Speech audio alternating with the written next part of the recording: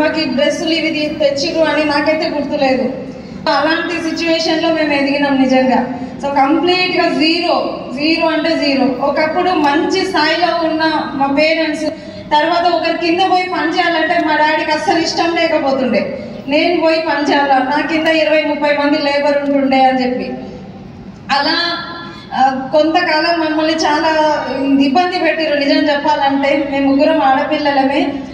7th class చదివే అమ్మాయి నేను ప్రైవేట్ స్కూల్లో నల్గొండలో, తర్వాత మేము హైదరాబాద్కి షిఫ్ట్ అయినా గవర్నమెంట్ స్కూల్లో 5th క్లాస్లో జాయిన్ చేసిరు నన్ను.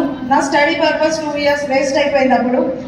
తర్వాత మెల్లిమెల్లిగా పరిస్థితులు అర్థం చేసి మమ్మల్ని హాస్టల్లో కూడా వేయడం జరిగిందనమాట. నేను అందుకే మా టీంకి చెప్తా పిల్లల్ని హాస్టల్లో వేయకండి అని.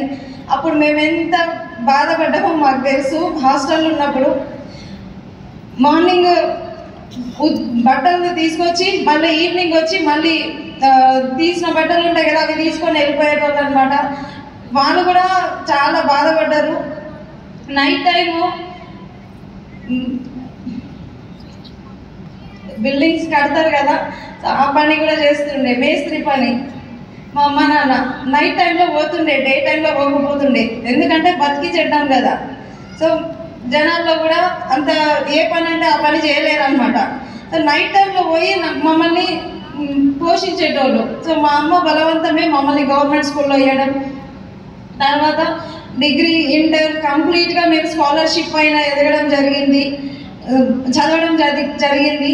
బిఎడ్ కూడా నేను బిఎడ్ చేసే టైంలో ఇంటర్లో నేను జాబ్ చేస్తుండే, డిగ్రీలో జాబ్ చేస్తుండే. బిఎడ్ చదివేటప్పుడు కూడా నేను మొబైల్ షాప్లో జాబ్ చేస్తూ వీక్లీ 2 times వస్తాను అని చెప్పి ఆ షాప్ వాళ్ళతో మాట్లాడుకొని సాటర్డే సండే జాబ్కి వెళ్ళేదాన్ని, మిగతా 5 days నేను కాలేజ్కి వెళ్ళేదాన్ని. బీఈడి చదువుకున్నాను అలాగా.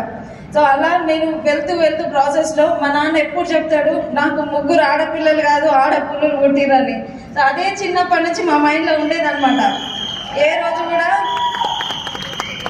ఏమంటారు చిన్నగా మేము ఆలోచించకపోతుండే. అంటే మాలో ఒక తెలియని ధైర్యం అనే విత్తనం నాటిన మా నాన్న. కానీ చాలా భయపడేటోళ్ళం, బయటికి చెప్పడానికైనా ఏదైనా పరిస్థితులు ఉంటాయి కదా మనల్ని అనిచేస్తుండే. సో అలా మెంటల్గా మేము స్ట్రాంగ్గా ఉంటుండే. కానీ ఎవరి ముందైనా సరే లో కాన్ఫిడెన్స్ ఉండేదన్నమాట, మాట్లాడకపోయే వాళ్ళము. అలా చెప్తూ మమ్మల్ని మాకు ఆస్తిపాస్తులు ఏమి ఇవ్వలే మా అమ్మ నాన్న, కానీ విలువలు నేర్పించిరు మాకు. ఎవరిని మోసం చేయకుండా ఎదగాలి, నలుగురికి సాయం చేసుకుంటూ ఎదగాలి.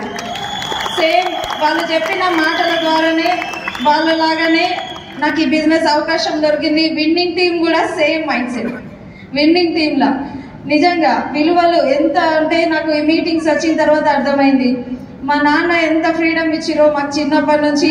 మా హస్బెండ్ కూడా మా నాన్నలాగానే నాకు ఫ్రీడమ్ ఇచ్చిరు. ఏ రోజు కూడా నువ్వు బయటికి పోవద్దు, నువ్వు ఇది చెయ్యొద్దు, అది ఏది ఏ రోజు కూడా శాసించలేదు నన్ను. సో నాకు నచ్చినట్టు నీ పని నువ్వు చేసుకో, నీ ఇష్టం అని చెప్పేసి అంటుండే. సో అలానే నేను ఈ బిజినెస్ స్టార్ట్ చేయడం జరిగిందనమాట. సో చిన్నప్పటి నుంచి అవన్నీ చూస్తూ ఎదిగినాం కాబట్టి అంటే నేను పుట్టిందేమో మిడిల్ క్లాస్ ఫ్యామిలీ. నా ఆలోచన విధానం అనేది కంప్లీట్గా లగ్జరీగా ఉంటుండే. లగ్జరీ లైఫ్ అంటే నాకు ఇష్టం ఉంటుండే. సో మా ఫ్రెండ్స్ కూడా స్కూటీ పైన కాలేజ్కి వస్తుంటే వాళ్ళని చూస్తూ మనసులో అనిపించేది నేనెప్పుడు బండి కొనుక్కోవాలి, నేనెప్పుడు స్కూటీ కొనాలి, సో నేనెప్పుడు అలా నచ్చిన డ్రెస్ వేసుకోవాలి అని చెప్పేసి వాళ్ళని చూస్తూ నేను బాధపడేదాన్ని. ఇన్స్టిట్యూట్లో కూడా నేను తీసుకెళ్ళిన బాక్స్ నలుగురిలో కూర్చొని తినకపోతుండే, ఎందుకంటే దొడ్డు బియ్యం కదా. చూస్తే ఫ్రెండ్స్కి నా పోస్చర్ అనేది నేను తగ్గించకపోతుండే ఎంతమందిలో ఉన్నా కానీ. మా ఫ్రెండ్స్కి ఇప్పటికీ కూడా మేము ఇలాంటి ప్రాబ్లం ఫేస్ చేసినామని స్క్రీన్ మీద చూస్తేనే తెలిసింది. ఈరోజు ఇప్పటి వరకు కూడా మేము చెప్పలేదు, నేను చెప్పను. నా ప్రాబ్లమ్స్ నా ఫేస్ మీద ఎవరికి కనిపించవు, దేవుడిచ్చిన వరం నాకు అది. సో అలా వెళ్తూ ఉన్న ప్రాసెస్లో వెస్టీజ్ అనే అవకాశం వచ్చింది నా జీవితంలో. నా మైండ్ సెట్కి తగ్గట్టుగా ఉంది వెస్టీజ్ అని చెప్పి. అంతకుముందు నేను బిఫోర్ వేరే కంపెనీలో వర్క్ చేసిన, అక్కడ నాకు ఇప్పుడు ప్రెసెంట్ ఉన్న అప్లయన్స్ వడ్డమన్ Srinivas sir, Anjaneya sir, Das sir, Sanjay madam వీళ్ళందరూ నాకు క్రాస్ లైన్స్, అక్కడ నాకు బ్రదర్ లైన్స్ అనమాట. సో నాకు వాళ్ళకి ఆ బిజినెస్లో ఎలాంటి సంబంధం లేదు. కానీ నా వర్క్ వాళ్ళు చూస్తుండే, నేను మీటింగ్స్కి వస్తుండే. నేను సింగిల్గా, నాకు అప్పుడు మ్యారేజ్ కాలేదు, మీటింగ్స్కి వచ్చేదాన్ని, నైట్ టైంలో వెళ్ళేదాన్ని, నైట్ మీటింగ్ అయిపోయేంత వరకు వెళ్ళేదాన్ని. సో మా నాన్న కూడా చాలా సపోర్ట్ చేసిరు అనమాట. నైట్ 10:30, 11కి అయినా కూడా మా నాన్న నాగోల్ వరకు వచ్చి నన్ను తీసుకొని వెళ్ళేవాళ్ళు అనమాట. అంటే పెళ్లి కాని అమ్మాయి ఆ టైంలో వస్తుందంటే చుట్టుపక్కల వాళ్ళ నుంచి కూడా ఎలాంటి రిజెక్షన్స్ వస్తాయి. సో వాళ్ళు కూడా అంటుండే అమ్మాయికి మ్యారేజ్ కాలేదు, ఈ టైంలో ఇట్లా వెళ్తున్నారు అట్లా వెళ్తున్నారు అని.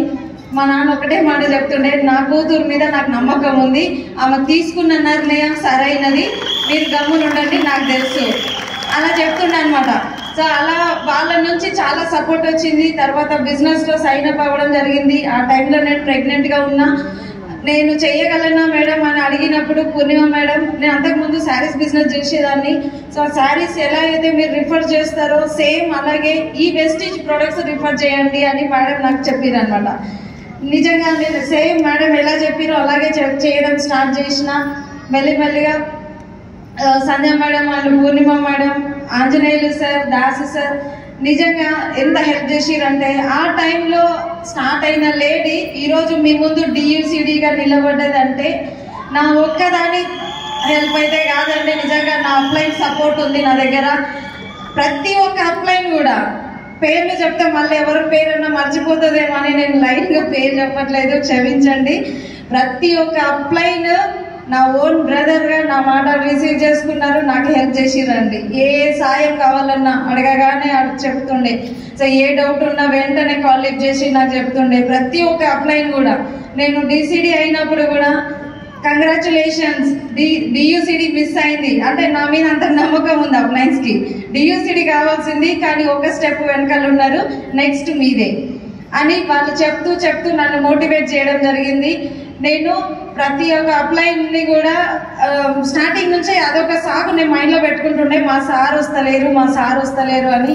నేను సార్ వాళ్ళని రిక్వెస్ట్ చేస్తుండే, సార్ ఒక్కసారి ప్లీజ్ మా ఆయనతో మాట్లాడండి, బిజినెస్ గురించి చెప్పండి. అంటే సంధ్య మేడం అంటే లేడీ కదా, సో లేడీస్ మాటలు వింటారో వినరో అని చెప్పి నేను సార్ వాళ్ళని రిక్వెస్ట్ చేసేదాన్ని. సార్ వాళ్ళని అడిగేదాన్ని, ఒకసారి రండి సార్ అని. Srinivas sir, Anjaneyulu sir, Purushottam Das sir, Tanganapalli Srinivas sir మా ఇంటికి వచ్చిర్రు. నా మాట నా చెల్లె అడిగింది అని చెప్పి సో మా ఇంటికి రావడం జరిగింది, మా సార్తో మాట్లాడడం జరిగింది. సో మంచిగా ఉంటుంది సార్, సపోర్ట్ చేయండి అంటే నా బాధ వాళ్ళకి అర్థమైంది. అందుకే ఇంటికి వచ్చి మరీ చెప్పడం జరిగింది అనమాట. నేను ఎవ్వరి సాయం మర్చిపోనండి. సో ప్రతి ఒక్క అప్లైన్ కూడా నాకు చాలా సపోర్ట్ చేసిరు కాబట్టి నేను ఈరోజు నిలబడ్డా. ఇక్కడ విన్నింగ్ టీమ్ అంటే చాలామంది ఆషామాషి అనుకుంటారు, కానీ మీరు డ్రీమర్ అయితే మాత్రం మిమ్మల్ని ఇక్కడ నిలబెట్టేంత వరకు మీ అప్లైన్ మిమ్మల్ని వదలరండి. మీరు డ్రీమర్ ఉండాలి ఫస్ట్. సో పని మీ దగ్గర ఉంటే మిమ్మల్ని ఇక్కడ నిలబెట్టే బాధ్యత మీ అప్లైన్స్ ఉంటుంది 100%.